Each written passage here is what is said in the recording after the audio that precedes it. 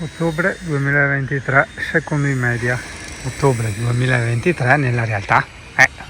Perché le due persone, non è che te filma quei parchi a spiaggia si è piena. No, scherzi a parte, c'è comunque tanta gente che ormai giustamente tra reddito di cittadinanza e influencer vari ma va ben così. Ah no, mi non c'entro, mi sono demonetizzato, mi non sapo fare me casai. Credo di essere l'unico al mondo che lo fa per passione e non per soldi. 25 o 30? 28 euro l'ombrellone.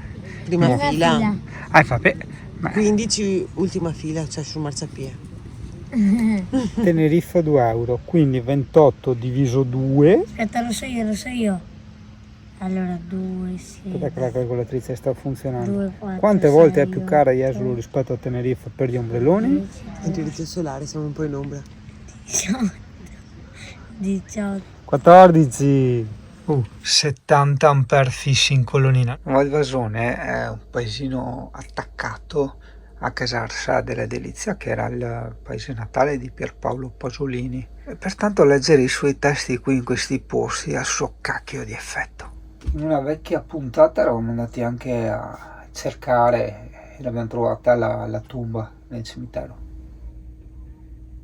Il Flash pensa che proprio in quel testo di Pasolini si parla dei controlli mentali, ma quelli veri, no quelli con i microchip, il 5G, quelle stronzate fantascientifiche là, no, quelli veri. E proprio in questo periodo ho abbandonato quelle letture per starla a cazzeggiare sugli short di YouTube e sugli short di Instagram, ok? Che sono la cosa più deleteria di questa terra. È chiaro che guardare quei video da dementi con le troiette e youtuber vari è molto più facile per il nostro cervello che leggere un testo di Pasolini. Per questo motivo che il mio cervello è stato calamitato in quella pozza di merda che è Instagram e anche YouTube, purtroppo. Ormai non si ha più nessun contenuto utile, condivisibile per la sua utilità, no? Sono solo video autocommemorativi e video studiati appositamente, e questo è ciò che io odio degli youtuber, per fare il like, ossia per fare i soldi e basta, e nient'altro. Quindi qualsiasi cazzata tu faccia o dica, l'importante è che porti il like. Bene, e dopo solo non so quanti, ma veramente non so quanti mesi e stramesi, bravo, siamo qui da Arca Camper per aggiustare il frigo.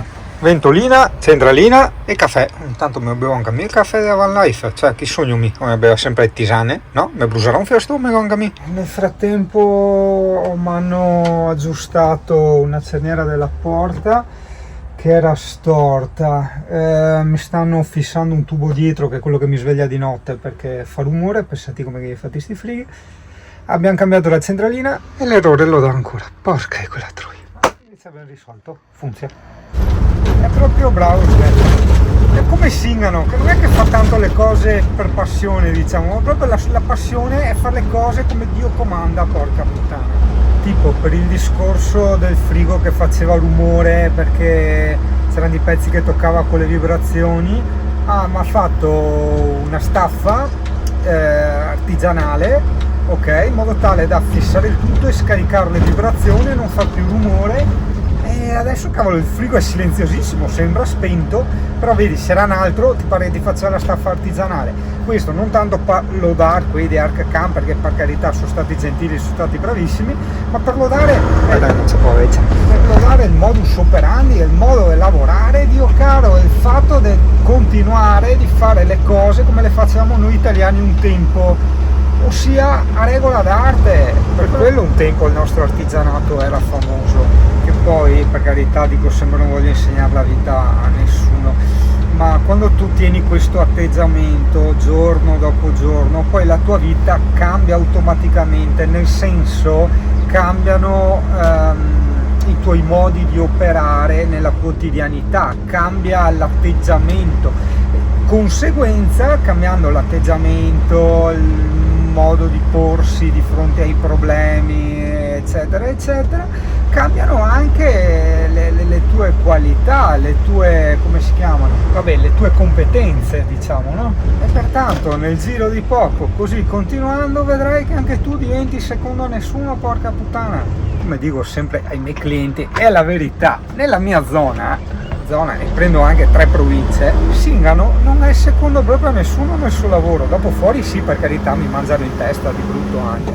Ma questo perché? Perché c'è questa pignoleria, questa voglia di strafare, di autocritica anche, sì, di rifacimento continuo, un po' come diceva Einstein, no? Einstein invitava alla perpetua messa in discussione di noi stessi, dei nostri pensieri, delle nostre credenze. Ma così facendo questa formula possiamo anche applicarla al nostro lavoro. Tipo, io non so, faccio un sito, una pagina di un sito, non è che butto là un colore a cazzo, un fonte a cazzo, gli spazi a cazzo, per quanto possano sembrare corretti e belli, no, c'è un continuo rifacimento. Questo continuo rifacimento, ossia questa continua messa in discussione del proprio lavoro, certo ha dei costi di tempo, però il risultato, ragazzo, ovviamente sarà superiore a quello della concorrenza, e questo ti faciliterà la vita, perché non sarai più il cinesino che punterà sulla quantità e sul prezzo, ma sarai di nuovo l'italiano che punta sulla qualità. Ok, tieni conto che Arca Camper è tra virgolette attaccato all'area camper di Valvasone, pertanto starò qua un 3-4 giorni a lavorare. Mi ha venduto 2 guarnizioni per lo scarico delle nere che gocciolava a merda. Adesso l'ho pulito bene con la gomma, può essere che c'era varia carta igienica compressa dentro la guarnizione, quindi può essere che per quel motivo sgocciolava. Se continuerà ancora a sgocciolare dopo che è stata chiusa la ghigliottina, ho le guarnizioni, nei prossimi giorni le cambio. Per tua informazione, se dovessi avere anche tu il problema, sai che non serve cambiare tutta la ghigliottina, basta cambiare solo le guarnizioni, che costano 2,50 € l'una e sono 2. Esploriamo un po' sti dintorni di Valvasone. Viale della Rimembranza, visto le date mi viene da pensare, ma diciamo che volendo mettersi con il camper qui siamo abbastanza vicini all'area camper, però non puoi entrare oltre questo cartello, perché oltre questo cartello giustamente, insomma, si apre una parte un po' naturalistica da mantenere un po' intatta, no? Va rispettata. Quindi camper, van, moto e macchine, tacchevi su per culo, venite a piedi o in bicicletta. Tanti animali. C'è vipere qua, vipere, serpenti di tutti i tipi, è quello sì. Ma a me sembra tipo i Magredi dove andavamo una volta. Magari è lì? No, non credo, era tutt'altra parte, era più verso i monti. Ma io credo di essere arrivato tipo a Morsano al Tagliamento, credo, perché il posto mi ricorda quella volta che abbiamo fatto quel raduno in mezzo ai sassi. Ma io torno indietro. Questo video perché? Questo video per dire che vedi, c'eravamo collegati prima, si parlava prima del centro assistenza là, e siamo partiti dicendo già che vai là, guarda che c'hai l'area camper di Valvasone, ok, che è un borgo bellissimo, tra l'altro ricordati di andare in tutti e 2 i panifici a prendere il pane, che è tanta roba. E quindi ricollegandoci adesso a quell'area camper, se tu hai la bicicletta dietro, ne hai posti per andarti a fare un bel giro in bici. Se sei un camminatore, tranquillo anche a piedi. Aspetta che ti dico quant'è da qua all'area camper: 4,1 km, quindi tranquillo, puoi venire a passeggiare anche a piedi nelle rive qui del Tagliamento. Sì, sa che il Tagliamento in gran parte è tra virgolette in secca, perché è un fiume che passa per sotto. E quelli che parlano male di bike, io vorrei veramente far provare sta bici in modo tale da avere la conferma anche da altre parti, che diciamo io ho sempre detto e sostenuto, ossia che un e-bike tenuta con un'assistenza per carità non pesante, altrimenti non ti fa niente di chilometri, è come guidare una buona bici muscolare, è la stessa identica fatica. Io veramente vorrei farvi provare come si va sull'aria con sta bici qua, e come è uguale con l'assistenza, diciamo, al minimo che io imposto nella Kenevo. Poi in salita cambia il tutto, in salita ti sfrutti bene l'e-bike. Tu mi dirai: Singano, ma perché ti parli sempre dei bike? No, perché sei anche altri tu, cioè non tu ma l'altra tua personalità, il dottor Jekyll, ok, che che dice no, ma sai, a me potrebbe interessare capire dove mi conviene, se mi conviene prendere un e-bike. Allora, non posso darti la risposta, nel senso, aspetta che intanto vado avanti, nel senso che come su tutte le cose, ma proprio tutte, ognuno ha i suoi gusti, ognuno ha le sue necessità, eccetera eccetera. Io ti racconto la mia. Allora, la mia necessità è di andare in fuoristrada.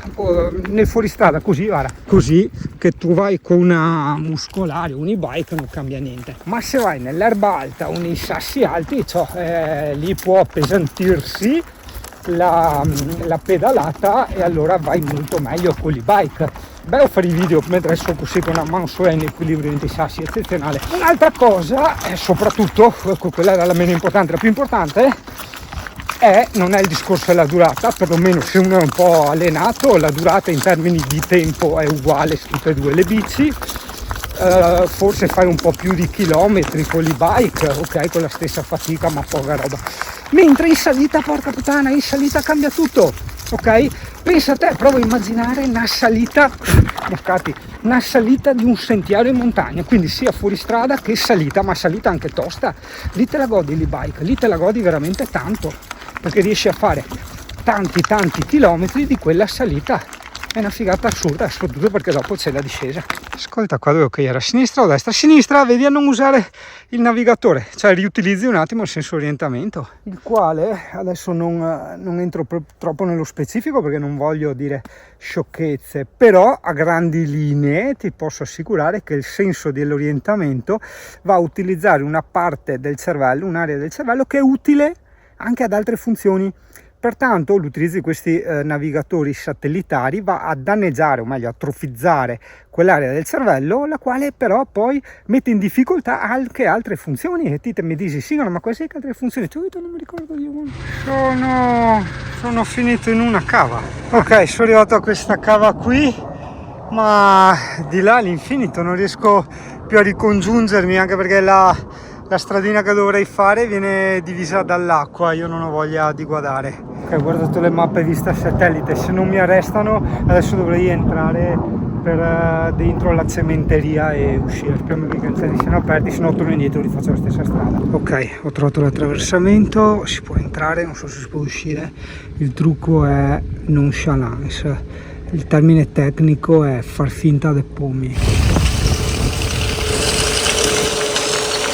Sì, i dintorni di Valvasone sono senza dubbio una zona ciclabile.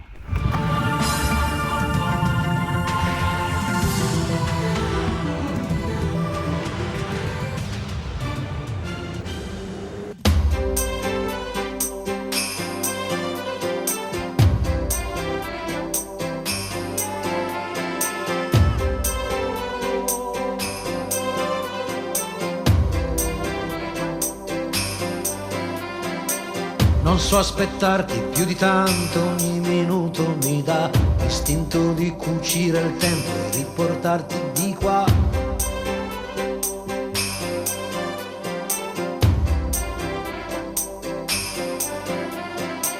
Ho un materasso di parole scritte apposta per te e ti direi spegni la luce che il cielo c'è. Non si vive, uccide, testa dura, testa di rapa, vorrei amarti anche qua.